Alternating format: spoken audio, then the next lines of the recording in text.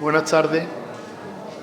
Estamos en el tercer día de la séptima jornada de Patrimonio de Marchena, dedicada al patrimonio religioso intramuros. En las dos días anteriores, Magdalena y Juan Luis Rabé nos estuvieron hablando sobre el patrimonio mueble. ¿No se oye? Que no se... Vale.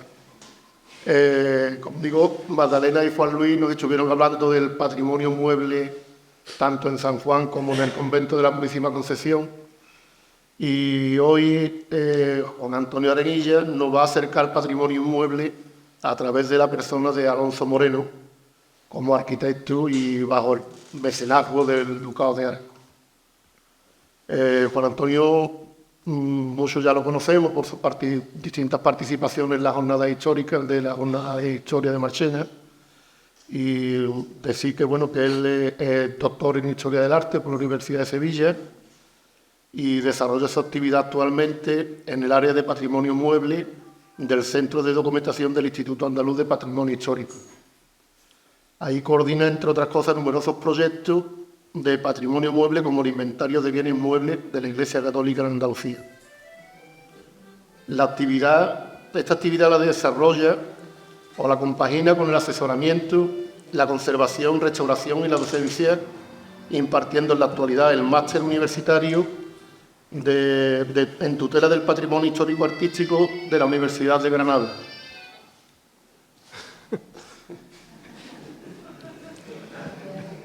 Además de este máster universitario en Granada, este año comienza también el de Conservación y Restauración, que es el primer año de Restauración y Conservación de la Universidad de Sevilla y Huelva. Sus investigaciones siempre se han dedicado sobre todo a la arquitectura y al urbanismo, es decir, centrándose en el siglo XVII y XVIII. Tiene numerosas publicaciones y yo voy a destacar algunas. Una monográfica, digamos, de Ambrosio de Figueroa, que también tiene obra aquí en Marchena. Tiene una de las cartujas de Nuestra Señora de la Defensión de Jerez de la Frontera y un trabajo por el que obtuvo el ACSI, Archivo Hispalense de la Excelentísima Diputación de Sevilla, que es Entre el Clasicismo y el Barroco, arquitectura sevillana en el siglo XVII. También es coordinador del Manual de Documentación de Patrimonio Mueble y de la Guía del Paisaje Histórico Urbano de Sevilla. Ha colaborado en muchas revistas, en muchos congresos y sobre nuestro pueblo tiene publicado el libro y el estudio de Arquitectura Civil en Marchena durante el siglo XVIII, por la que el profesor Alfredo Morales, en su prólogo, le ofreció mucho, lo elogió, por el esfuerzo, por las horas dedicadas, por la laboriosidad, el riguroso análisis, en fin. Y también de Marchena tiene dos artículos en la revista de Historia del Arte, Atrio, uno dedicado a Juan del Castillo y otro a José Ponce como constructor de las andas de la custodia de Marchena. Ya hemos dicho que en la jornada en la jornada de historia ha participado en cinco ocasiones. Y hoy pues, nos va a acercar Alonso Moreno, ya hemos dicho, arquitecto de la Casa Ducal, y además es el personaje del primer capítulo de su libro de Arquitectura Civil en Marchena. Queda aquí. O cuando quiera. Bueno. Vale. Buenas tardes. Muchísimas gracias por vuestra asistencia. Para mí siempre ha sido un placer estar en un pueblo que considero como también mío, aunque no sea de nacimiento, sea de adopción. Siempre digo lo mismo, estoy casado con una marchenera que está sentada ahí un poquito más atrás. Mi abuela también era marchenera por parte de padre, con lo cual, y además aquí tengo pues excelentes amigas y amigos que cuando me llaman intento venir, ¿no? En ese sentido, pues quiero agradecer a Pepe Díaz, a la asociación, a Cupamar, pues que me llamaran y me invitaran a venir a esta jornada. Es cierto que me invitaban con un tema, que yo a la semana, a los 2 días, a los 3 días, pues se lo cambié, porque es verdad que quería que hablara de la casa de fábrica de la Silla del Cabildo, centrado en la Casa de Fábrica, de los graneros que había en el barrio de San Juan, ¿no? Relacionados con la iglesia, con el arzobispado, con la catedral, etcétera, ¿no? Pero ya hacía mucho tiempo que, y sobre todo en los últimos años, venía comentándole a Ramón Ramos, a Juan Luis, que estaba detrás de escribir un librito sobre Alonso Moreno. Entonces, después de reflexionar sobre el tema que me propuso, pues a varios días dije yo, lo voy a llamar. Oye, yo creo que es mejor que pongamos en valor a este personaje, Alonso Moreno, que tuve la oportunidad de tratar en el libro de Arquitectura Civil en Marchena del siglo XVIII, que se publicó en 1990, exactamente hace 33 años, ¿no? Que parecen poco, y en ese había, como ha dicho bien, un capitulito, unas páginas dedicadas a Alonso Moreno. Hay que decir que realmente no he sido la única persona que lo ha tratado. Después diré qué personas más, qué compañeros y compañeras han tratado de algún modo de la vida y obra de Alonso Moreno. Siempre después se me olvida, y lo que voy a empezar es, ya he agradecido a Cupamar la invitación, pero también quiero agradecer, y para que no se me olvide al final, como siempre, a Ramón Ramos, que siempre está ahí, ¿de acuerdo? O sea, un golpe de teléfono y al instante prácticamente tiene resuelta la vida. A Manuel Antonio Ramos, porque en esta ocasión ha tenido la amabilidad de ir a San Juan para que localizara adecuadamente el testamento, el entierro de tanto la mujer que yo desconocía, pero que le decía que lo buscara, y el de Alonso Moreno, que efectivamente en 1990 o antes pues lo vi, pero no había catálogo. El catálogo se publicó 2 años más tarde, de las parroquias, con lo cual le agradezco mucho también ese esfuerzo, y el que me mandó la foto y que pudimos comprobar en qué fecha murieron. Por supuesto a Juan Luis Rabé, porque siempre aporta su sabiduría y conocimiento. Es decir, basta que hablemos de cualquier cosa, que yo le nombre, por ejemplo, oye, estaba haciendo la chimenea, para que él sepa que en Santa María, en el convento, arriba, pues puede haber restos de la chimenea del palacio. Entonces, bueno, pues aquí la suerte es que llamé a Ramón. Ramón contactó con la última persona que le voy a agradecer, que es Rafael Pérez Becerra. No sé si llaman los Sallitas, pero bueno, sino que me perdone él, ¿vale? Pero que no sé, pues no tengo ninguna amistad directa con él, ¿no?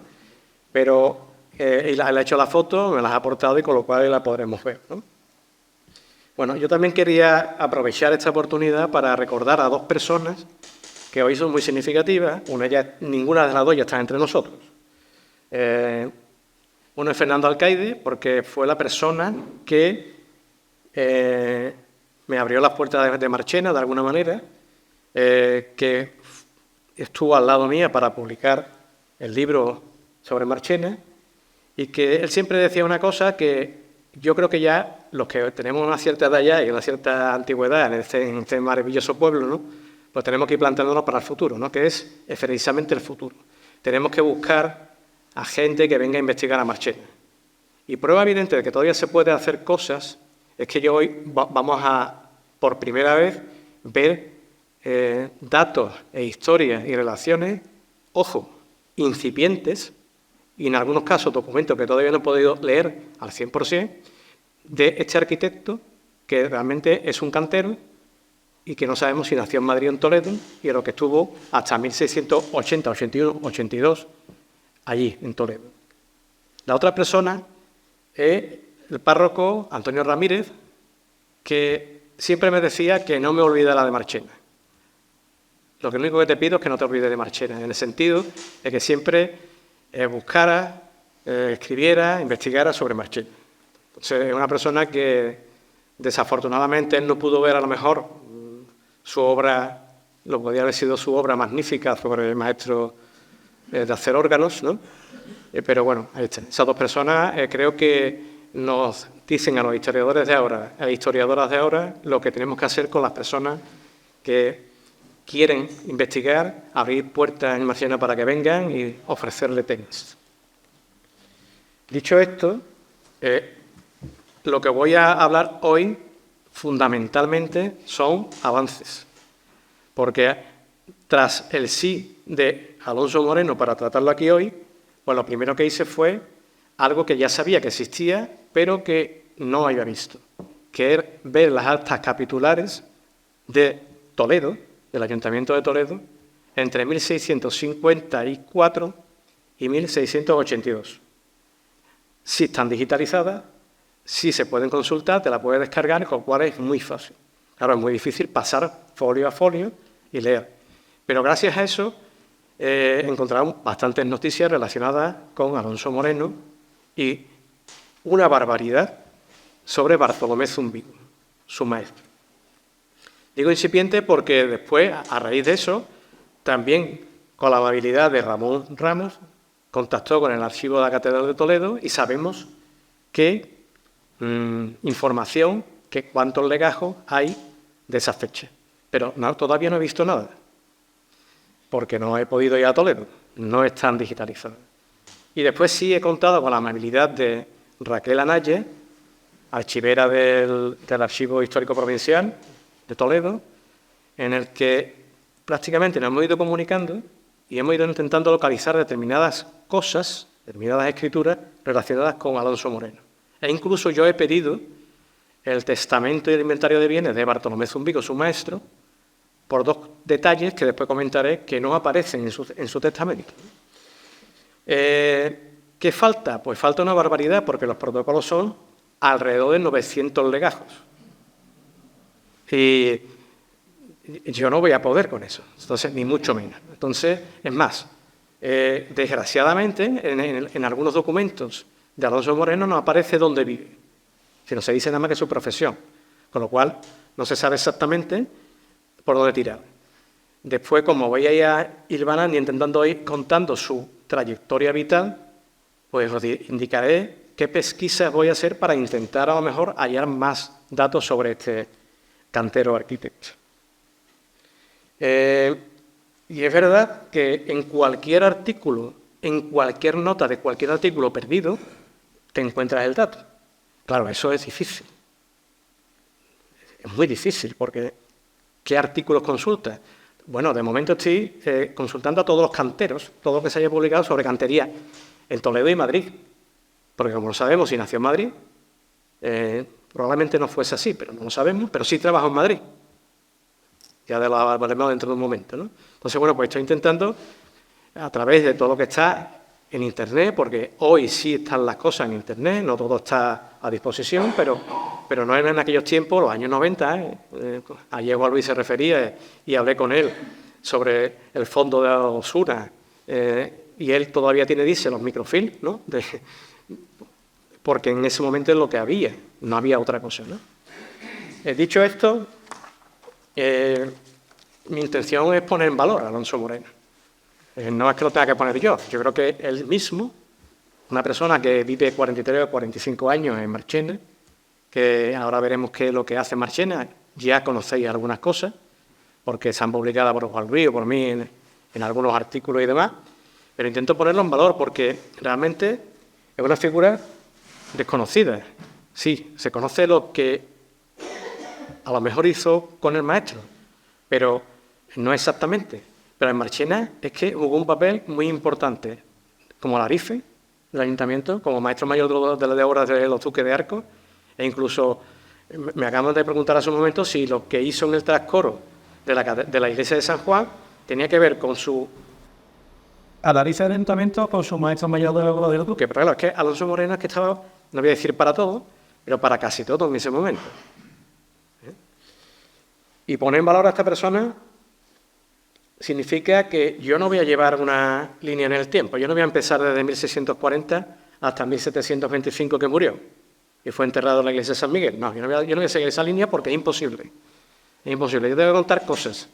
Y si de aquí a un año sobrevivo al intento de ver tantas escrituras como puede haber sobre este maestro, pues a lo mejor aparecerá publicado en un libro, ¿no? Esa trayectoria no la voy a hacer lineal, me voy a hacer un montón de preguntas que yo no voy a tener respuestas. Digo, por si después la hacéis, no hay ningún problema que la hagáis, pero es que yo me hago preguntas que ahora mismo no tenemos respuesta. Pero espero que al final sea este personaje un poco mejor conocido que lo que es actualmente. Y para eso aunque os suene un poco extraño, ¿no? Yo me voy a ir a 1691. Es decir, 51 años tiene en ese momento Alonso Moreno. Y me voy a la Iglesia del Sagrario de Sevilla. ¿Por qué me voy allí? Pues me voy porque hay dos motivos, ahora voy a tocar uno. Porque él escribe cartas autobiográficas, él dice quién es, y en ese sentido nos va ya indicando cosas y aspectos de su vida. Ahí tenéis un párrafo en el que yo voy a ir comentando varias cosas. Él dice que en esa fecha, me he ido a 1691 porque es la primera visita que hace Alonso Moreno a el Sagrario. Y se lo pide un canónigo, Juan de Loaiza, con el que va a tener una relación durante 3, 4, 5 años hasta que se termine la obra. ¿Él qué dice? Él dice que es maestro de obras de arquitectura y en particular práctico en las de cantería. Ese es el primer detalle. Su maestro no es arquitecto como tal, es un cantero, un marmorista. Bartolomé Zumbigo es eso. Y no es maestro mayor de la Catedral de Toledo hasta 1671. Es decir, que él lo que aprende con el maestro es lo que se llama chapados, mármoles que se colocan para cubrir los muros, las paredes, etcétera, o incluso en algunas cosas pilastras que suben hasta bóvedas y demás, solerías, escalinatas, etcétera. Eso no significa que no haga obras de arquitectura Alonso Moreno. Él dice que es más práctico la de cantería, y la de cantería es la que se entiende, no es la de mampostería, la de ladrillo, en esa, que son las de nuestra tierra, entiende menos. También dice que se ha criado, evidentemente, con su maestro Bartolomé Zumbigo, maestro mayor de la Catedral de Toledo, y ayuda de trazas del Rey Nuestro Señor desde edad de 12 años. Es decir, si seguimos un poquito más para abajo, dice que tiene en este momento 51. Entonces, este hombre nació entre 1640 y 1641, más o menos, según esto. Y dice que se crió, o sea, cuidado, que él se crió, él estuvo con su maestro en el Escorial, en Madrid y en Toledo. Lo único que apunta es el Escorial. En Madrid y Toledo puede ser distintas iglesias, distintos conventos o incluso jardines o fuentes. Y otra cosa que dice es que él ha hecho por sí en Madrid y Toledo. O sea, que él ha trazado, ha dado condiciones de obra también en Madrid y en Toledo. Algunas las conocemos ya y otras no. Eso está por investigar. Y la última noticia que se daba en ese momento es que estaba ejecutando un templo para el duque, que era el de San Agustín, ¿no? En ese mismo documento dice algo interesante. Y aquí ya empiezo a hablar un poco también, me voy cruzando con información del maestro, ¿no? Él dice que él cuando valora, le pregunta y tiene que hablar del Sagrario, él dice que es un edificio sólido. Ya después hablaré, en la segunda parte del Sagrario, hablaré por qué él va allí. Y él dice que él conoce autores como Vitruvio, Serlio, Sebastiano Serli le llama a él, Alberti, Palladio, Escamosio, le dice, hay otros autores con las mismas doctrinas. Probablemente conocía también a los escritos y directamente trató con él, con Fray Lorenzo de San Nicolás. ¿Por qué esto es importante? Porque cuando muere Alonso Moreno, cuando hace sus testamentos, el primero muy temprano, no lo voy a adelantar, pero el segundo, que es en 1721, él no tiene nada más que una pintura que dona a San Agustín. Ya está, no tiene nada más. O sea, nada, ¿sabéis lo que es cero? Cero.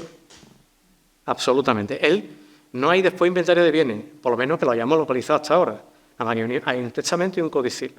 Y realmente, en comparación con su maestro, es la noche y el día. El maestro tiene grabados, pinturas de los principales pintores y grabadores, tiene muebles, lo más grande, y tiene una extensa biblioteca, libros de arquitectura, que lo hereda su mujer, su viuda. Estamos comparando a dos personajes, uno que vive en la corte, Alonso Moreno, y sí inicia su camino en la corte, pero que después se viene a una villa ducal de los duques de Arco. Se viene, ya veremos por qué se viene, o intentaremos ver por qué se viene. Perdón.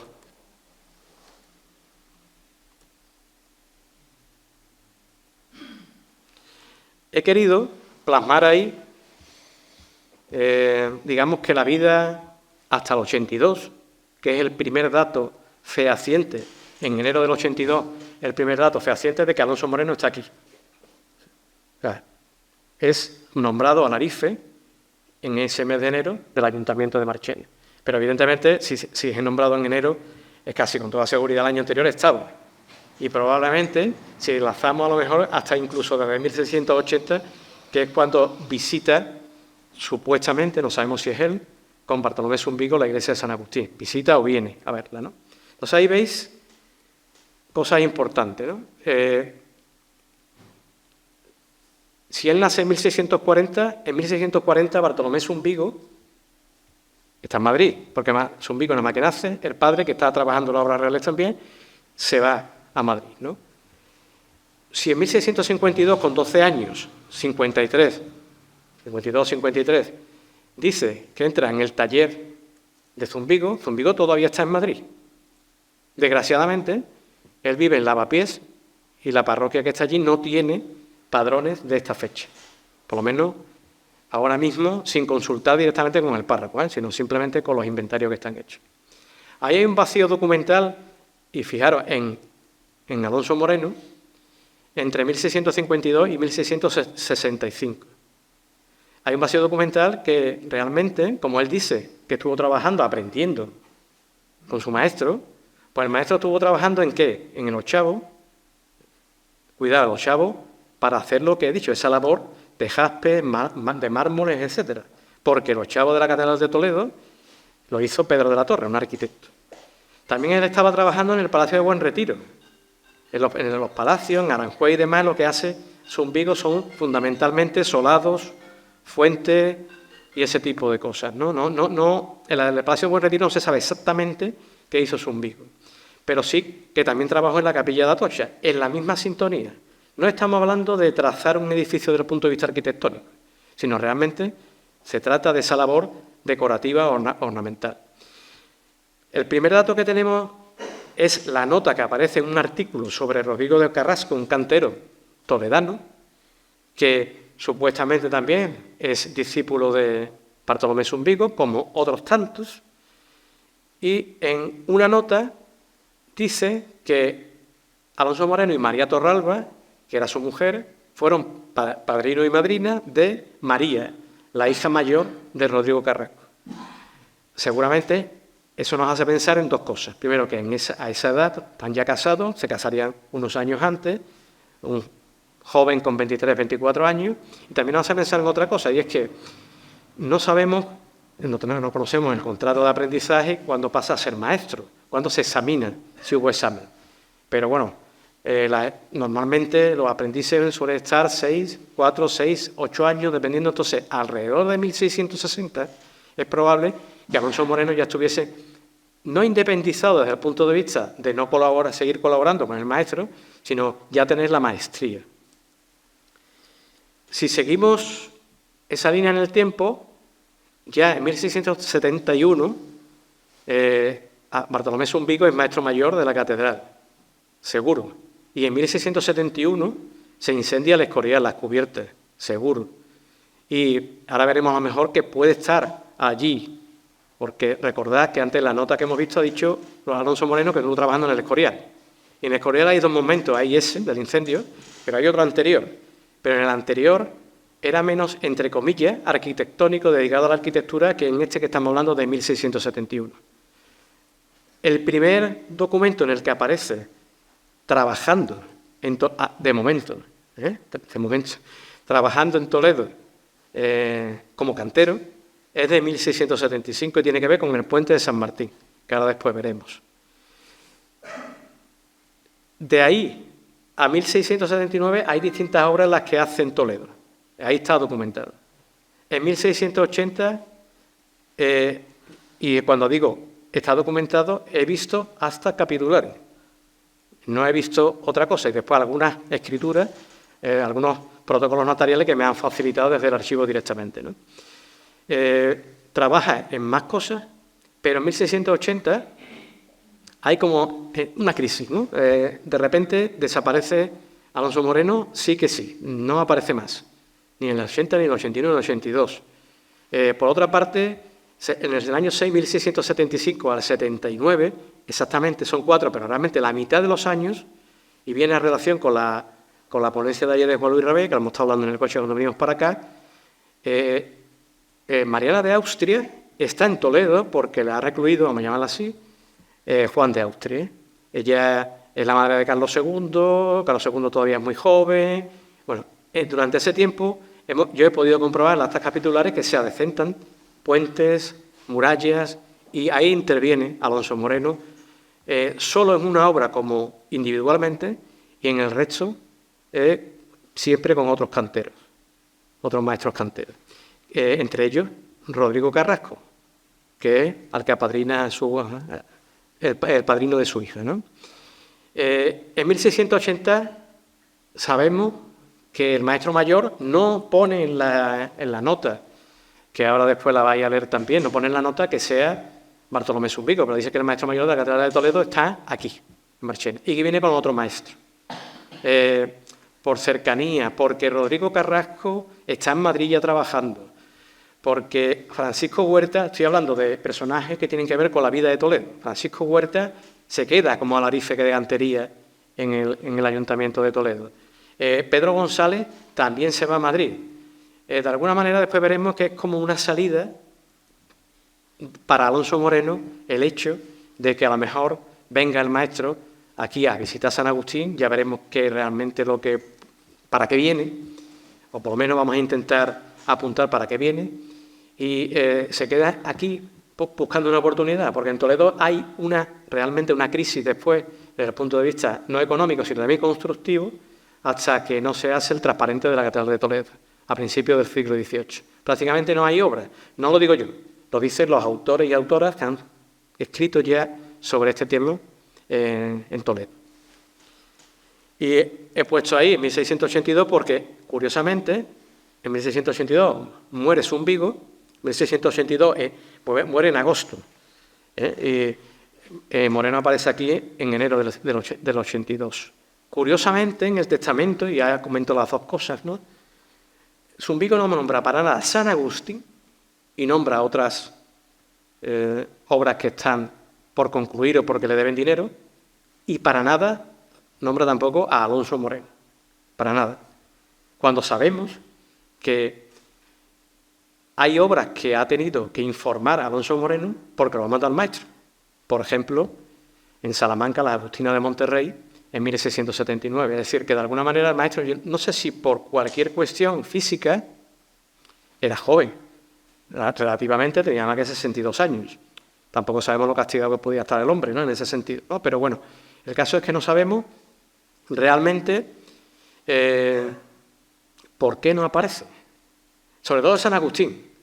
Porque si le damos ese empaque de ha venido y ha trazado el edificio, porque nos dice Alonso Moreno en su escrito. Él dice que está siguiendo los diseños de su maestro. Lo dice, pero Zumbigo obvia totalmente esta circunstancia. Este es el puente de San Martín, en Toledo. Es una de las obras en las que interviene Alonso Moreno. Son 2 años consecutivos. Él no firma como primer cantero, sino que es invitado por otro compañero, que es Rodrigo Carrasco, que está prácticamente muy relacionado con él. Rodrigo Carrasco nació en Consuegra, en un pueblo de Toledo. Si está muy, muy relacionado, no sabemos si a lo mejor Alonso Moreno era de Consuegra, son hipótesis, ¿vale?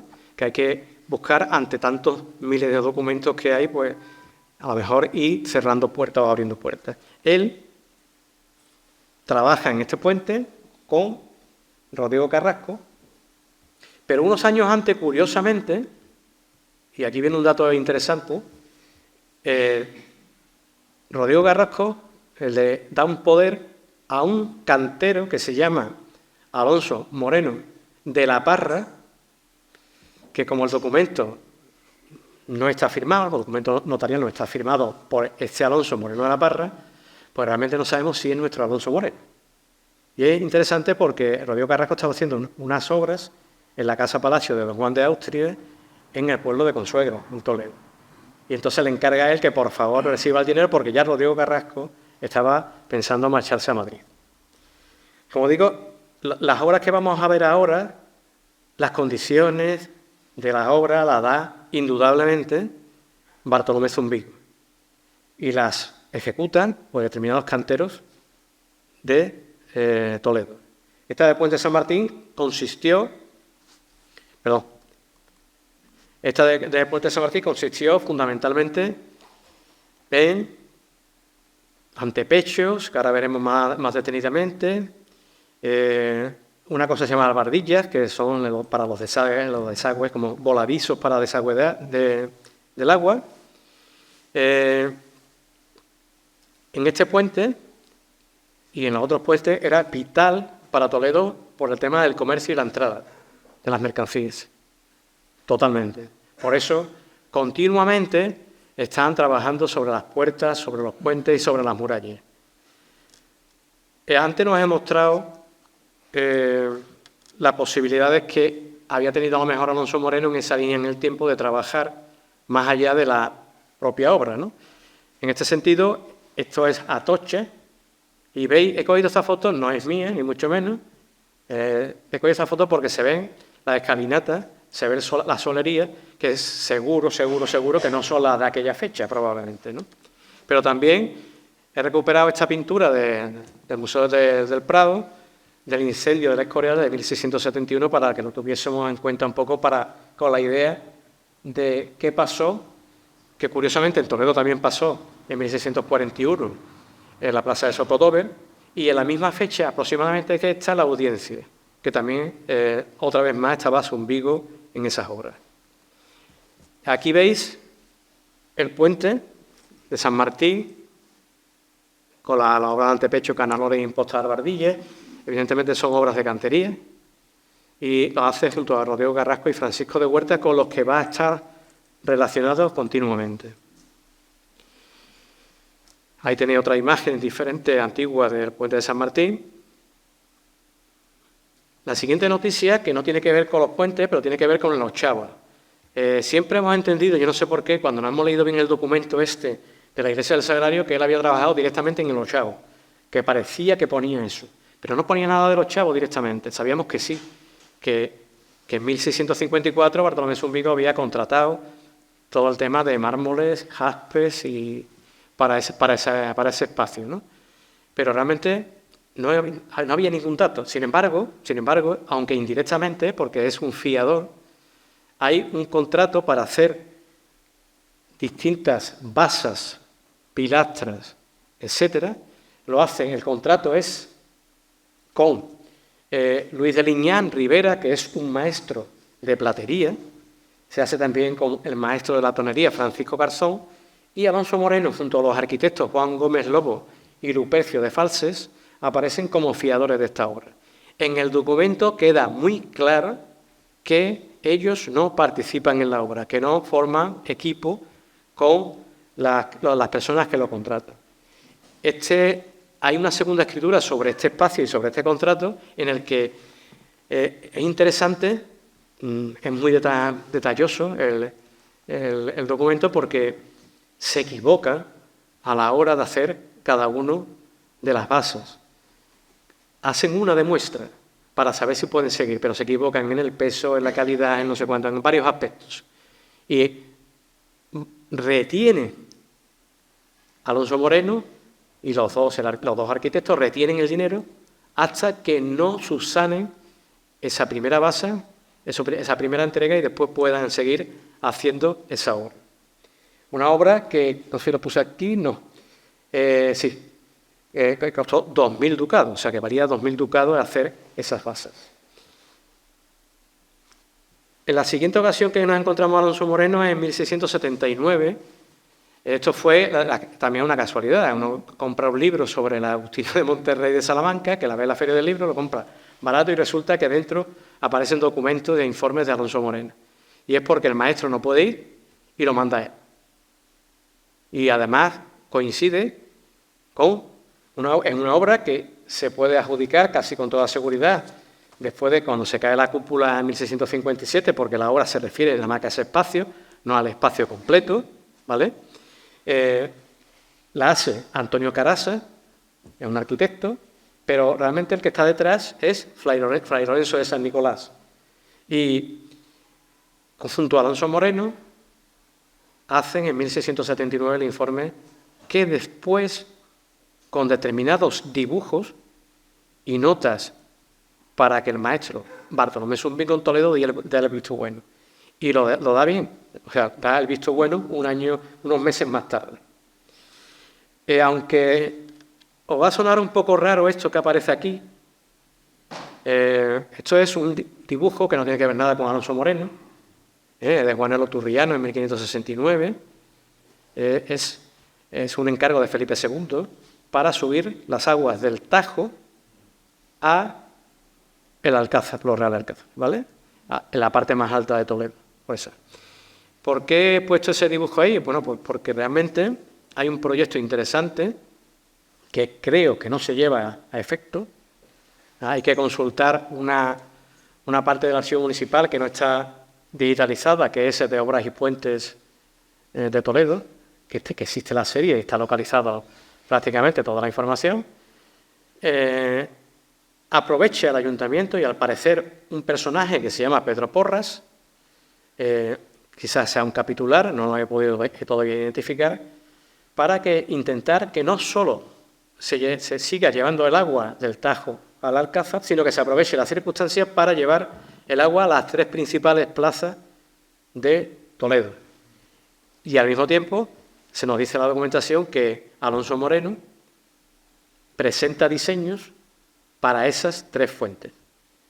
Es verdad que el coste, lo voy a mirar porque no me quiero equivocar, si lo había puesto aquí, eran 22.000 ducados el hacer vamos a llamarle nuestra base, pero llevar el agua a las principales plazas, ¿no? La plaza del Ayuntamiento, Sodover y la Plaza Mayor. Son 3 plazas que estaban prácticamente alineadas en Toledo y hubiese sido, en ese momento, pues una obra de ingeniería importante.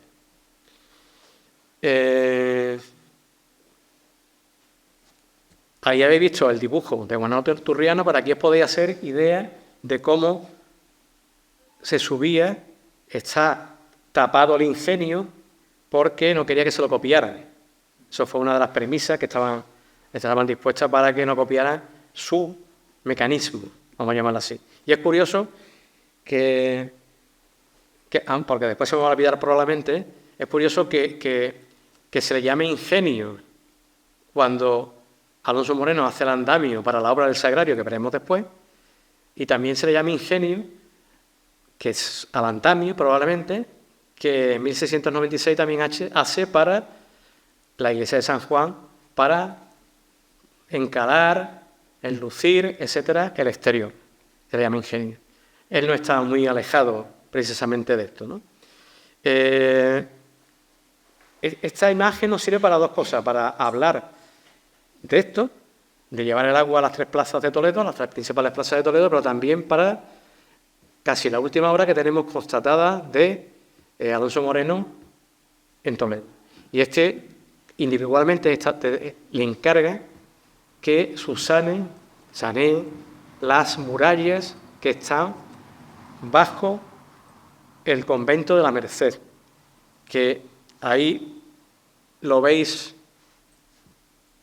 prácticamente, a ver con el cursor, lo veis aquí está la muralla, un lienzo, y aquí está la otra parte del camino, y que aquí, en la otra imagen vemos ya cuánto prácticamente no existe nada, no de la muralla, que sigue existiendo, pero sí ya del convento, que poco a poco va desapareciendo y ya queda prácticamente casi nada.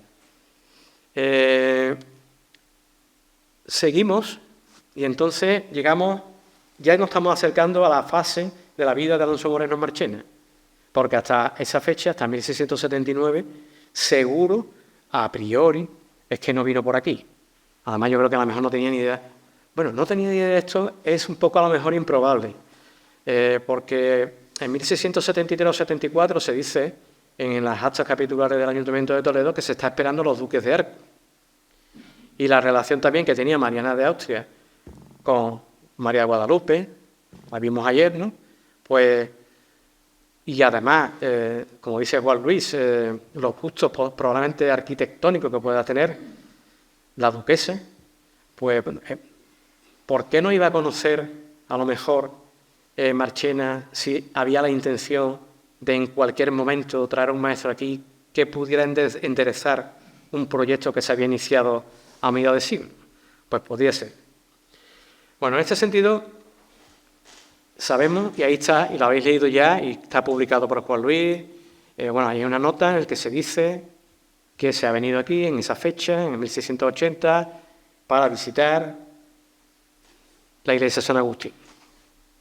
Después volveremos sobre la iglesia de San Agustín, pero realmente no podemos saber con exactitud si era Alonso Moreno, eso por una parte, y tampoco podemos saber con exactitud si es un proyecto nuevo el que hace Bartolomé Zumbigo o no. Y hay datos que después vamos a ir viendo en la iglesia de San Agustín que nos llevan hacia un lado y hacia el otro. Y realmente el proyecto de Zumbigo existe, porque nada más que hay que ver la imagen de la iglesia de San Agustín para entender, a simple vista, es que esto no es de aquí, es como de otros sitios, de la corte, arquitectura más cortesana. Antes de adentrarme en alguna de las obras que hace entre 1680 y 1690 Alonso Moreno, hay que recordar que hay un personaje que hasta 1685 es nombrado maestro mayor de los duques de Arco, que se llama Francisco Jiménez, y que prácticamente 2 años más tarde ya aparece Alonso Moreno nombrado como maestro mayor de los duques de Arco. Una de las primeras cosas que voy a hacer es intentar localizar el testamento de Francisco Jiménez, si existe. ¿Por qué? Porque probablemente nos dé alguna noticia sobre algo. Es que este Francisco Jiménez, aparte de que estuviese a cargo de las obras del palacio, ¿tenía que ver algo también con San Agustín? Pues no lo sabemos. ¿Estaba también en esa obra con anterioridad a la llegada de Zumbigo y la llegada de Alonso Moreno en su caso? Tampoco lo sabemos, ¿no?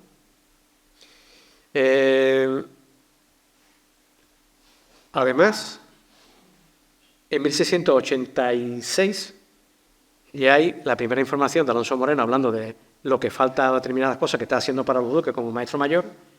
Y en 1687, pues, aparece esto. Yo le consulté a Juan Luis, oye, Juan Luis, ¿tú has llegado a ver un documento, una orden, un decreto del duque diciendo que se haga la chimenea? Y me dice, no, yo de la chimenea no recuerdo nada. Pero sí recordaba dónde estaba la chimenea, más o menos. O por decir de alguna manera, lo que creemos que podían ser parte de la chimenea, que son las fotografías que tan amablemente me ha hecho el compañero de aquí de Marchena, ¿no? Y además es curioso porque esa chimenea no es lo único que le dicen que haga. También le dicen que haga 4 bufetes ochavados de la piedra que dice Rami, que intentaremos saber quién es este personaje Rami, si es alguien de la casa, un sirviente, que de la piedra de que dice Rami que ha salido tan hermosa, ¿no? Entonces, los bufetes salían pues, a modo de escritorio, a modo de plancha de mármol o algo así por el estilo, ¿no? Una obra más. Sabemos que hizo muchas cosas, evidentemente, en Marchena, en el palacio. En el palacio prácticamente no quedan restos, pero no que podamos relacionar con Alonso Moreno, pero al menos esto lo hemos hallado, lo hemos encontrado, está ahí, y podemos decir que es algo que se le encarga a Moreno en esa fecha. Y además es curioso también porque le dicen que sí, que él demanda a un oficial, se lo pone, pero que rápidamente termine, por favor, con eso y que se vaya a San Agustín. Es decir, que es una de las cosas que llaman mucho la atención, ¿no? Porque es que siempre hay unas quejas, después vamos a ver las cartas que le dirige él a Juan de Loaiza en Sevilla, hay una especie como de queja de que no tiene suficiente personal, no hay gente suficiente como para que la obra pueda avanzar. Y de hecho la obra, que sabemos de San Agustín, cuando se inaugura, ¿no? Y además es que como no hay fondos documentales prácticamente a partir de 1694 o por ahí, pues resulta que tampoco sabemos el interés que podía tener Joaquín Ponce de León en seguir con tan magna obra de forma rápida, porque veremos cómo vira hacia lo civil, hacia su palacio, hacia la plaza ducal y hacia el ayuntamiento. Bueno, me vuelvo al sagrario. He cogido una imagen cualquiera porque vamos a hablar de la otra parte. ¿Por qué va Alonso Moreno al sagrario? Pues al parecer en el terremoto de 1680, que no se me olvide que aquí la peste de 1680 fue importante, y digo porque son coincidencias de fechas. En 1680 viene el maestro de la Catedral de Toledo, parece que se puede también Alonso Moreno, en fin, son coincidencias, ¿no? Pues en 1680 al parecer un terremoto y afecta a la obra del sagrario. Antes de que se inaugurara por primera vez, ya habían visitado Gaspar de la Peña y Juan de Torija el edificio. Y habían dicho que estaba sólido, que no había ningún problema así, que era normal, tal cual. Cuando llega Alonso Moreno a hacer informe, al parecer es que hay un cierto desnivel en los cimientos, un problema entre las dos partes, Patio de los Naranjos, dentro de la catedral, y lo que era la actual Avenida de la Constitución. Entonces, él va para eso, va para saber qué le pasa a ese edificio. Hay una suerte de dictámenes de muchísimos arquitectos, maestros escultores, etcétera, sobre esa obra, incluido de Alonso Moreno, que finalmente el que se elige es de Alonso Moreno. Se sigue la obra según Alonso Moreno. Cuidado, no es una obra, es una obra de consolidación de un edificio. Porque en algunos de los casos de dictámenes de otros arquitectos, y estoy hablando de permitirme la expresión de la crème en Sevilla en ese momento, Leonardo de Figueroa, Juan Domínguez, etcétera, etcétera, etcétera. Van todos esos arquitectos e incluso canteros que trabajaron en la primera fase del sagrario, Francisco Jordán, por ejemplo. Entonces, se elige el Alonso Moreno. Y lo que llama la atención es que él, desde el principio, él quiere hacer la obra. Él quiere hacer la obra. ¿Qué hubiese supuesto que Alonso Moreno hubiera encontrado el tiempo para ir a Sevilla a hacer esa obra durante 2 años que prácticamente iba a durar? ¿Hubiese significado algo de perderlo de Marchena y estar en Sevilla ya por el resto de su vida? No lo sabemos tampoco. Hay cosas, hipótesis que no se podrán comprobar nunca. Pero realmente hubiese sido complicado abrir ese camino en Sevilla en ese momento con los personajes, los arquitectos que en ese momento estaban trabajando, ¿no? En ese documento hay cosas muy interesantes, porque él le va dirigiendo cartas a Juan de Loaiza, diciéndole, pues, que me parece ya el tiempo, están las fechas arriba y podéis seguir un poco, digamos que la secuencia cronológica. Quiere que ya hay que empezar la obra del sagrario, porque es preciso ir. A él le dice que tiene que ir y venir entre Marchena y Sevilla, y tiene que pasar 8 días al menos. Y siempre va a decir una cosa, y es que él no puede abandonar San Agustín, de alguna manera. No quiere abandonar San Agustín o no lo dejan. No sé exactamente hasta qué punto el duque de Arcos en ese momento podía tener el poder de amarrar a esta persona aquí. En otra de los apuntes, de las cartas que escribe, quiero desplazarme, que él quiere desplazarse, y dice, más en todo este mes, señor don Juan, no es posible por estar haciendo el chapitel de la capilla mayor de la obra, San Agustín. Si comparamos estos escritos con los que ya están conocidos de la obra de San Agustín, y lo vamos comparando, nos vamos dando cuenta de que está entre dos mundos en ese momento en el que él quiere seguir para adelante, quiere a lo mejor seguir y buscar proyección en Sevilla, pero no puede porque no puede abandonar esto. Y además, la segunda parte de lo que aparece ahí, que son extractos de las cartas, es interesante porque dice algo muy, muy, muy curioso. No haber respondido a las cartas ha sido por estar cada día con el pie en el estribo para pasar a Alcoyer a sacar un poco de pizarra. Aquí viene la polémica de San Agustín de pizarra plomo. Para cubrir el chapitel y de camino a ir a ponerme a los pies, de camino a Sevilla, y estando a caballo yo y los oficiales, ya para ir vino una orden de su excelencia, del duque, que quería se cubriese de plomo con que se suspendió el viaje. Es decir, ahí está ese tema de San Agustín, entre de Juan de Pineda, maestros que él conoce y que probablemente conocería en el Escorial, que en el Escorial hacen también las pizarras y hacen el plomo, y al igual que aquí, ¿no? No lo he puesto, no traigo pantalla, pero sí me gustaría comentaros un par de aspectos más, ¿no? Y es, en octubre de 1692 son todavía las mismas cartas, son diferentes. Está enfermo. En 1692 dice: muy señor mío, por haber estado con un carbunquillo, lo he buscado.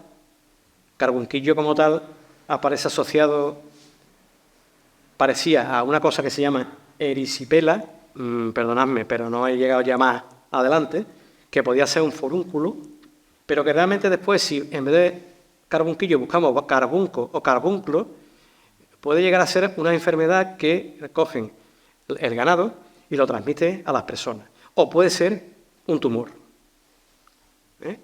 un cáncer en una pierna. Y probablemente fuese importante esa enfermedad porque 4 años más tarde su mujer y él otorgan testamento. Un testamento muy... Bueno, cada uno puede hacer testamento cuando quiera, ¿no? Pero se entiende en esa fecha, probablemente es que pase algo para hacer ese testamento y probablemente pueda ser una consecuencia de esto, de que está enfermo en ese momento. Vámonos a San Agustín. Y en San Agustín lo ha puesto perfectamente en relevancia Juan Ruiz en su libro sobre la Iglesia y sobre el capítulo, el artículo de la obra seiscentista de San Agustín. Hay una serie de fechas que tendremos que cruzar con los duques de Arco necesariamente. Eso no significa que haya el mismo interés por parte de los duques, permitidme, de los duques y de las duquesas, digo, por darle importancia a las que la tengan, ¿no? Que la tienen todas, pero en algún caso para la Iglesia de San Agustín hay que cruzar los datos porque realmente ahí podemos ver qué se está haciendo en determinado momento. Y ahí, en 1616, parece que se van a ese sitio, después de haber estado en el anterior, que un año más tarde hay una nota en un acta capitular en el que se pide limosna para San Agustín y que probablemente, como veremos ahora, puede obedecer a que se está construyendo el claustro, que aunque muy modificado, pero obedece a la estética de ese momento, que ya encontramos esa nota interesante también en el acta capitular en la que se decía que en 1653 estaba en construcción. Ya veis que si cruzamos con los duques, estamos en Rodríguez Ponce de León, el segundo, de 1630 al 58. Siempre con esa línea que ha marcado bien Juan Luis de tener ahí un panteón, ¿no? Que los duques se entierren ahí, pero realmente yo supongo que habría altibajos, en el sentido no solo económico, sino del interés en esa obra. Es que la obra dura más de un siglo. Si empezaron con el claustro en 1617, supongamos 16, dura más de un siglo, siglo y medio prácticamente, por exagerar, ¿no? Después, en 1675 tenemos una noticia de unas columnas que se encargan a Francisco Ramírez Carrillo, curiosamente un cantero que también hace el informe, uno de los informes para el Sagrario de Sevilla, en el que hay una serie de columnas que son para San Agustín. Pero sabemos que esas columnas después, dice Alonso Moreno, que esa no le vale. Esa no le vale. Al igual que hay otras que estaban, al parecer, en el palacio y que quería aprovechar para las caballerizas, que también dice, no, hay que hacerlas aquí porque... O sea, que hay cosas que se están haciendo en la tierra, en nuestra tierra, en Andalucía, que no encajan, digamos, con su mentalidad cortesana, probablemente, ¿no? Después hay una nota que ya la corroboraremos con Pedro Galera, catedrático de la Universidad de Jaén, que en 1676, al parecer, Eufrasio López de Rojas está en Marchena, pero no sabemos para qué. No, ahora mismo no lo podemos saber. ¿Para qué viene entonces 1680 a Zumbi? Ya lo ha puesto de relevancia Gurley, como digo. Es decir, yo creo, ahora mismo, y sin tener ningún dato más, que lo que viene es hacer un nuevo proyecto, porque eso no avanza. No avanza. Ese proyecto no avanza. De hecho, en una de las relaciones que después nombraré, pero que la tiene también publicada, Rabé, Juan Luis Rabé, hay tantas cosas que terminar en el edificio entre 1692 y 94 que realmente asusta. Es decir, ¿qué se ha hecho anteriormente? Que es lo que prácticamente, no voy a decir casi nada, pero casi nada en ese sentido, ¿no? Y he puesto la última referencia de cuando tenemos información de Alonso Moreno relacionado con San Agustín, evidentemente, a partir de esa fecha hacia adelante es un continuo, ¿no? Y la muerte de Alonso Moreno y el último duque que muere 4 años más tarde que Alonso Moreno. Ya conocéis el claustro de San Agustín. Yo he puesto ahí 1625 para extender un poco la fecha de su construcción, porque prácticamente debe obedecer a ese primer tercio, el primer cuarto, del siglo XVII.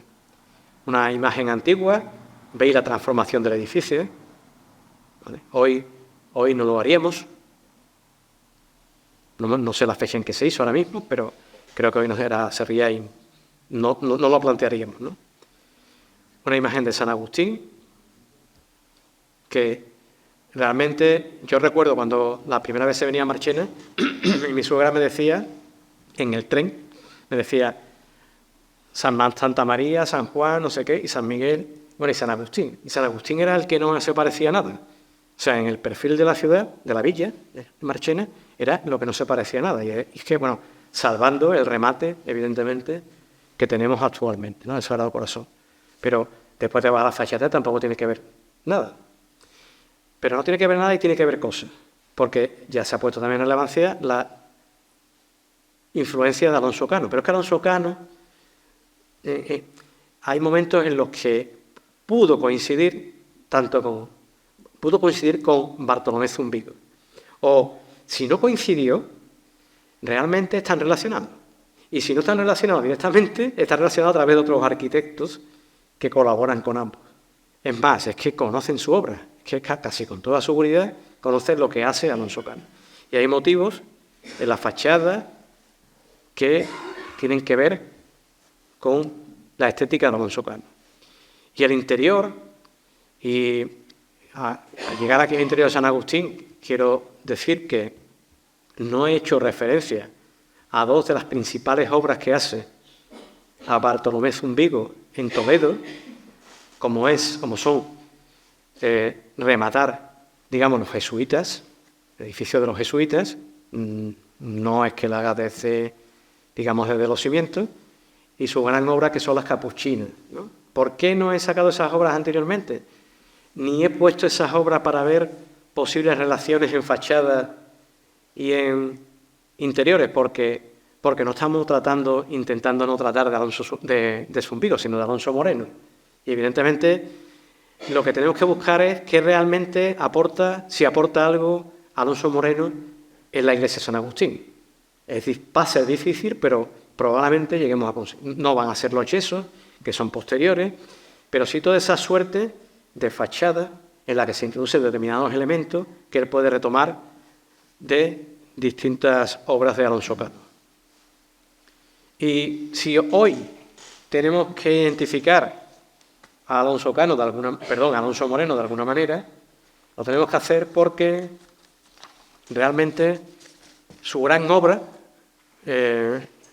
fue la Plaza Ducal, la remodelación que se inicia prácticamente en 1700, que el duque está también con él y que termina en 1705 más o menos, la de la plaza, que también probablemente remodele la fachada del palacio y que en 1705 ya se empieza a plantear hacer unas nuevas casas capitulares, un nuevo ayuntamiento.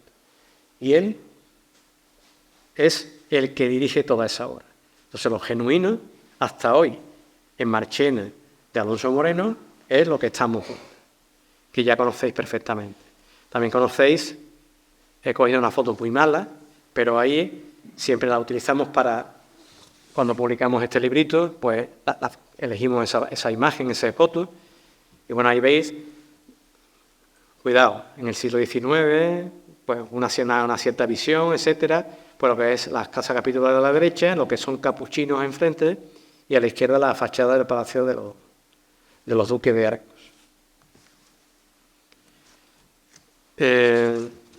Ya de alguna manera adaptado También la fachada de San Agustín se adapta porque hay empleo de cantería y ladrillo. Aquí tenemos elementos de cantería que son difíciles. Cuando digo difíciles, en Sevilla, por ejemplo, y lo sabéis perfectamente, la inmensidad de todas las obras no son de cantería. Las canterías son para las portadas. El único edificio, la catedral sí, la iglesia del Sagrario, pero fundamentalmente para portadas, no se utiliza la cantería, ¿no? Y aquí, evidentemente, Alonso Moreno plasma y hace este edificio no solo con la portada, sino con los ventanales y demás. En 1691 hemos hablado, 92, 93, 94 está en el Sagrario. ¿El Sagrario quién hace el Sagrario? La obra que ha proyectado Alonso Moreno. Pues Lorenzo Fernández de Iglesias, un cantero. Un cantero que hace también la portada del Palacio Arzobispal. ¿Y por qué está aquí la portada del Palacio Arzobispal? Pues porque tanto en la obra del Sagrario como en esta va a participar Alonso Moreno en la valoración de la obra hecha junto a Fray Antonio de la Concepción, un fraile mercedario. Curiosamente, en una de las actas capitulares de Toledo me saltó Fray Antonio de la Concepción, pero no es el mismo, no puede ser por edad, porque él también dice qué edad tiene y no puede ser él. Alonso Moreno también participa y mantiene una relación prácticamente continua con más de 10 años con Lorenzo Fernández de Iglesias, y yo me preguntaba de si en lugar de Lorenzo Fernández de Iglesias haber hecho la obra del Sagrario lo hubiese hecho Alonso Moreno, ¿qué hubiese pasado a lo mejor con esta portada? Aunque el diseño no sea del cantero Lorenzo Fernández de Iglesias. Otra obra, ya estamos acercándonos al final de su vida, perdonadme por la fotografía, pero no tenía otra disponible. En principio, el primer dato que encontramos sobre el trascoro de la iglesia de San Juan era que Manuel González era un cantero y iba a hacer pues toda la parte de mármol y jaspes, en este caso son jaspes. Simplemente, además que decía eso. Después hay otra nota que yo la tenía olvidada, pero que está ahí, delante del archivo también de San Juan, en la que se dice que están viendo la obra del trascoro en Manuel González y los González Cañeros, que son maestros de Écija.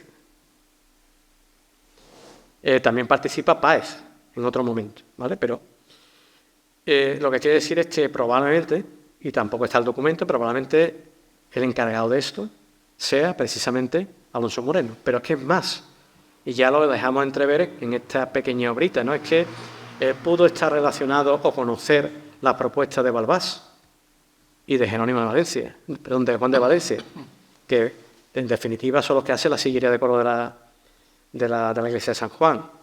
Pero es que estaban haciendo los retablos de la iglesia del Sagrario, es decir, que de alguna manera Alonso Moreno tiene un círculo de amistades dentro de la historia de la arquitectura y de la retablística que se va afianzando en su vida, ¿no?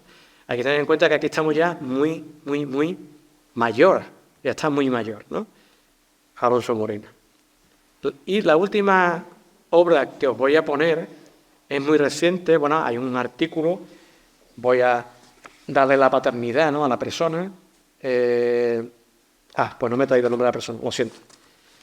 Este artículo sobre la torre del convento de la Merced de Rota, en el que le atribuye el remate de la torre a Alonso Moreno, por distintos motivos, entre ellos que Rota dice que se alude a los duques de Arcos.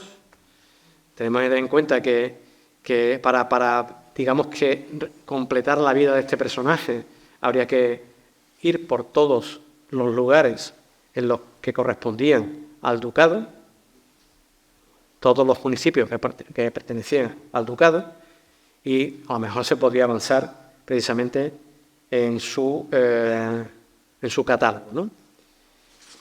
Como dije al principio, quería poner en relevancia a este personaje. Ahí tenéis dos firmas, una de 1678 y otra prácticamente de su testamento de 1721.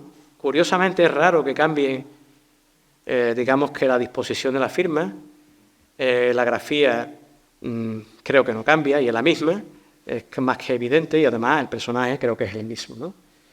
Voy a terminar pues prácticamente diciendo que él vivió casi toda su vida en Marchena, hasta la información que tenemos ahora mismo en el barrio San Miguel.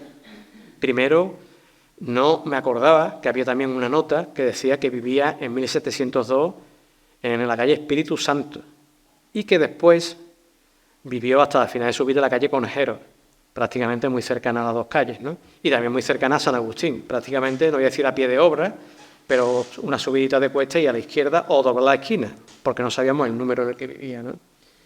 Él no tuvo hijos ni hijas. Él y su mujer, María Torralba, ninguno de los dos pudieron tener descendencia. Sí tuvieron a un joven, curiosamente apellidado Jiménez, y digo esto porque anterior al Francisco Jiménez que cité antes como maestro mayor de obra del Duque de Arco, hubo un Diego Jiménez también, que era la vice del ayuntamiento. O sea que esa familia de Jiménez no sabemos, en el tiempo no sabemos si es la misma o no, y tiene que ver con estas historias, ¿no?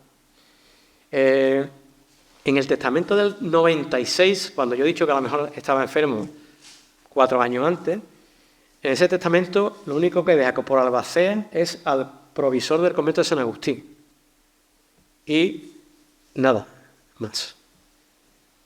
En 1721, en agosto, hacen su segundo testamento. ¿Pero por qué? Pues porque la mujer está muy enferma. La mujer está ciega y sorda. Prácticamente no se vale por sí misma.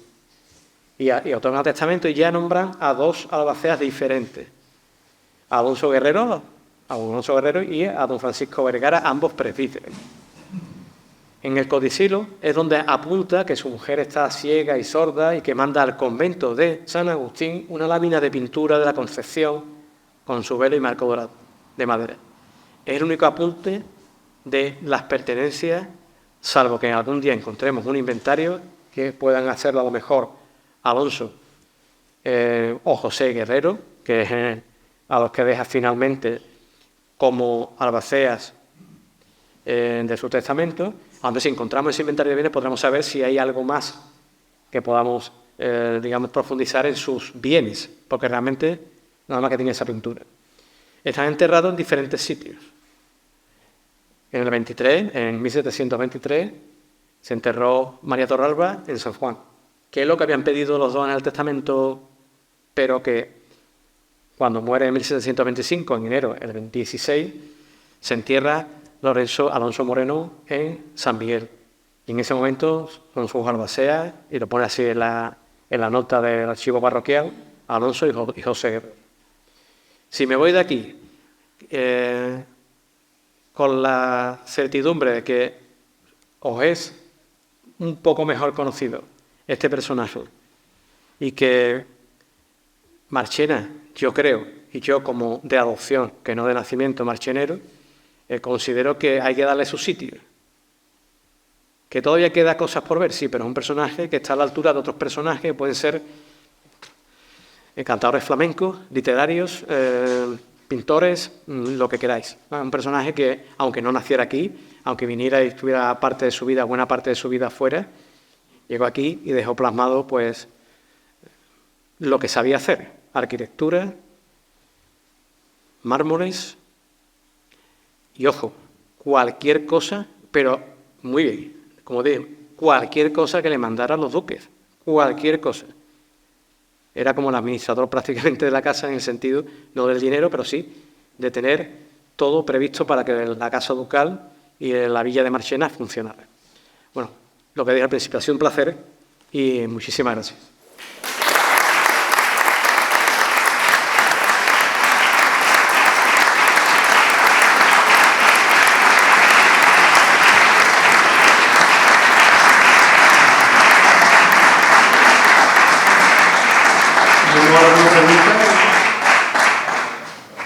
¿Alguna pregunta que hacer?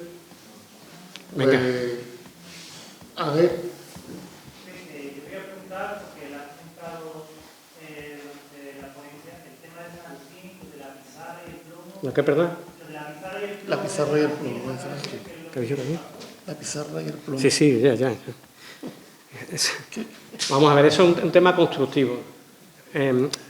Si nos adentramos, te invito, que yo creo que lo habrás hecho ya, a leer la parte, el artículo y el libro de San Agustín, el artículo de San Agustín de Juan Ruiz, porque es una manera de cubrir los edificios, una manera de empleo de los edificios. Lo mismo que en Madrid es habitual cubrir con pizarra, hay un momento en el que yo creo que por intromisión profesional, el arquitecto, que es Juan de Pineda, creo que decide otra cosa. Ve que aquello no le gusta. No sé si eso le sentó bien a Alonso Moreno, pero la diferencia es un tema nada más que de material a emplear. Cuando realmente él dice que ha ido a Aznalcóllar a buscar pizarra, porque está previsto que el proyecto sea así, que se concluya y se termine así.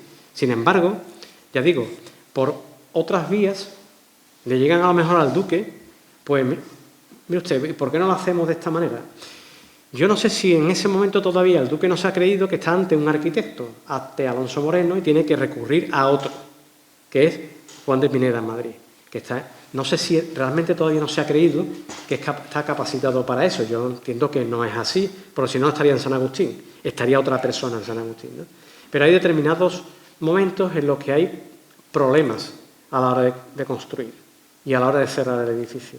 Y de hecho, hemos visto en las cartas de Juan de Loaiza, que con el canónigo de la catedral está diciendo a dónde iba y que de repente el duque dice un decreto, no, que eso se cubra de plomo en lugar de pizarra. Pero es un tema nada más que de material, de cambio de material. Lo que pasa es que, ¿cómo se cubre el escorial? Que hemos visto que se cubre con pizarra. Ese es el punto de partida. Otra cosa es que en la arquitectura se evolucione y a lo mejor después se considere que el plomo tiene mayor perdurabilidad que la pizarra. Yo ahora desconozco la perdurabilidad de ambos materiales, ¿no? Pero es una cuestión nada más que de material. Y si me apunte, yo creo que ahí hay cierta intromisión, cierto caso de desavenencia por algún motivo, porque, como he dicho, se conocen. Si Alonso Moreno trabajó en el Escorial en 1671, se conocen, seguro, porque esta gente estaban allí, vosotros estaban allí. Es curioso que a lo mejor también hay que tener en cuenta que el aspecto económico, porque no era el momento de hacerlo, pero por eso te invito a leerlo detenidamente, porque te das cuenta lo que supone gastar en pizarra o gastar en plomo. Pero no solo eso, sino traerla de fuera o no. Por eso, muchas veces, Alonso Moreno, incluso ya hablando de la propia cantería, él dice que las talla aquí, que las columnas las hace aquí, que él no quiere determinadas columnas porque no le sirven. No tiene, según su criterio, no tiene, digamos que, no voy a decir la regla según la arquitectura, pero ni el orden, pero realmente no tiene ni el énfasis, ni el desarrollo, ni a lo mejor la base, ni a lo mejor el capitel que él está pensando, como la corte. Y una de las cuestiones relacionadas con esta también estaba en San Agustín, que la apuntó Juan Luis, que hay, como hay diferentes tipos de columnas, pues no sabemos si realmente aquellas que se hicieron en 1675 son aprovechadas también, ¿no? Bueno, aquí hay un tema ahí interesante que habrá que poner en pie, porque seguramente que cuando veamos los datos de Madrid y Toledo con respecto a plomo pizarra, pizarra plomo, Juan de Pineda y los maestros, y Andrés Hurtado creo que era, pues ellos están juntos, están participando. Algo pasaría. Yo creo, sinceramente, que, digo, para que Bartolomé Zumbigo le dijo a Alonso Moreno, mira, ¿tú quieres tener algo que hacer en la vida? Sí, pues, vente conmigo. Vamos a ir allí y allí te quedas. Porque aquí no tienes futuro. Y no tenía futuro porque había maestro mayor de la catedral, había un maestro mayor del ayuntamiento, había alarife del ayuntamiento, alarife cantero del ayuntamiento y prácticamente, como dije antes, Bartolomé Zumbigo veía que no había una proyección futura para hacer obras, ¿vale? Perdona que me haya alargado con una cuestión nada más que inicial de pizarra y plomo, pero realmente yo creo que la intromisión es clave ahí. ¿Y esa intervención, digamos, sería una cuestión puntual o sería algo largo, digamos, dentro del proyecto o de su estancia aquí en Marcha? Bueno, intromisión Para mí, voy a volver un poco a... Para mí la intromisión, vamos a ver, al leer los documentos yo me he dado cuenta que realmente parece que como que la obra de San Agustín que no es de Alonso Moreno. Él mismo está diciendo continuamente que es de Bartolomé Zumbigo. Entonces, también hay un momento en el que él acepta cualquier cosa. En la documentación de 1692-94 acepta prácticamente cualquier cosa. Cualquier cosa que le diga, como que le da igual. No sabemos si es que le da igual o realmente es que no puede hacer nada. No lo sabemos. Porque a lo mejor el duque dice que manden tal cosa. Pasa como en el Sagrario. Un paralelismo es que en el Sagrario dice que lo que diga Alonso Moreno. Y ya digo que van una serie de arquitectos a decir cosas diferentes, no contrarias, sino diferentes. E incluso, en algún caso, dicen que es una aberración lo que se está haciendo. Cuando realmente después al final la obra se hace y ahí todavía está viva, ¿no? O sea que no ha pasado nada, no se ha caído en siglos.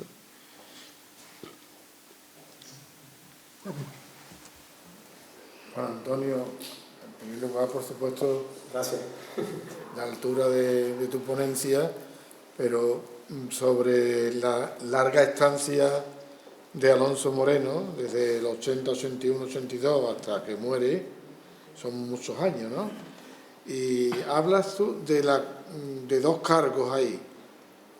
¿Era normal que fuese arquitecto de la Casa Ducal y también alarife del pueblo? Aunque sabemos que la dependencia de una institución y otra está clara, ¿no? Pero ¿era normal que fuese la misma persona la que estuviese bajo ese cargo en la casa para todas las obras y después también del ayuntamiento? Bien. Lo que no es normal es que, bueno, vamos a ver, por ejemplo, Zumbigo es maestro mayor de la Catedral de Toledo y ayuda de trazas del rey. Son dos cargos, ¿no? Pero lo que no es normal es que, y se ha dado al caso, se ha dado bastantes casos, es que tú seas arquitecto. Imaginemos que estamos en Sevilla, ¿de acuerdo? Que seas arquitecto de la Catedral y del Arzobispado. O de la Catedral y se han dado casos, ¿eh? Pero han sido momentáneamente para cambiar después por otra persona. Después hay arquitectos que son de las casas ducales, de los condes, etcétera, etcétera, y está constatado, son de esas casas y después tienen otro cargo público, digamos que de la Iglesia o del Ayuntamiento o de la Diputación o de lo que sea. Eso existe y es así. No es raro que sea maestro mayor de las obras del duque porque alcanza ese cargo no porque hay un nombramiento escrito probablemente ni nada de eso, sino porque es una consecuencia de la propia Casa Ducal, que siempre tiene alguien que dirige las obras de la Casa Ducal. Él cuando llega aquí, primero es alarife, seguramente que llega por San Agustín y llega por los duques, y llega de la mano de San Bartolomé Zumbigo, probablemente, casi con toda seguridad. Pero él, lo primero que es, el primer dato es alarife del Ayuntamiento de Marchena. Además, poco más tarde, deja de ser alarife. Y es Bartolomé Navarro, creo que era, sí, exactamente, Bartolomé Navarro. O sea, pasado unos pocos años, él deja de ser alarife. Mientras que es alarife, es como una especie de símil con Toledo, él está a cargo de puentes, puertas, murallas, calles, de todo eso, todas las suertes de obras que lleva el ayuntamiento, pero que al mismo tiempo participan los duques, porque en muchas ocasiones son prácticamente órdenes del duque de Arcos. No es raro. En el caso que estamos aquí nosotros ahora mismo tocando, no es nada raro. Además, teniendo en cuenta que muy pronto él deja de ser alarife del ayuntamiento. Y eso no significa que lo llamen para hacer cosas y para que esté a cargo de determinadas cosas. Siempre las ejecutan otros maestros, alarife o carpintero. Pero no es raro. Pepe. Y también que llega hasta su misma muerte está trabajando prácticamente. ¿Qué, perdón? Hasta que muere, hasta los 80 y tantos años. Bueno, claro, eso no es raro. Tampoco. Bueno, en este caso, claro, hay que tener en cuenta que tiene muchos años, 85. A lo mejor 84, 83 cuando va rota. Cuando se supone, verás, que a lo mejor hace como el maestro cuando tenía 62 años o 60 años, que él no va, que manda a alguien. Y yo qué sé, o haces el documento en Marchena y lo manda a donde sea, no sé. Pero es cierto que es verdad que hasta que se constata que hay movimientos suyos hasta prácticamente un día antes de su muerte, exagerando, ¿no? Yo creo, y esto es una cosa que yo creo que le vinieron muy bien los aires marcheneros. A él y a su mujer, que tenían la misma edad, por cierto. La agua de la fuente de la cadena. Pues probablemente. Pero ese aire, a lo mejor, ese aire de aquí, que es muy sano, que realmente es más tranquilo el ambiente. Bueno, en aquella época no sé cómo sería, realmente, ¿no? Pero es verdad que esa longevidad podría ser la mejor de vida, que se viene a un sitio en el que sufre menos que hay en Toledo, probablemente. Casi seguro. ¿Alguna pregunta más? Pues Bueno, nada. gracias por la asistencia. Muchísimas gracias a todos y a todas. Presente de recuerdo.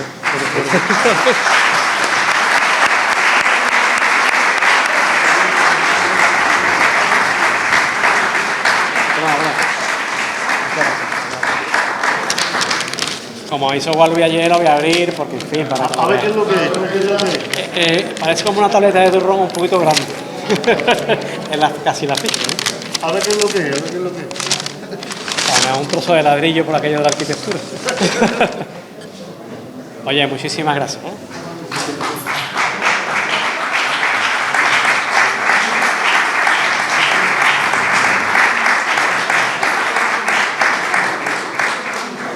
Muchas gracias, caballero.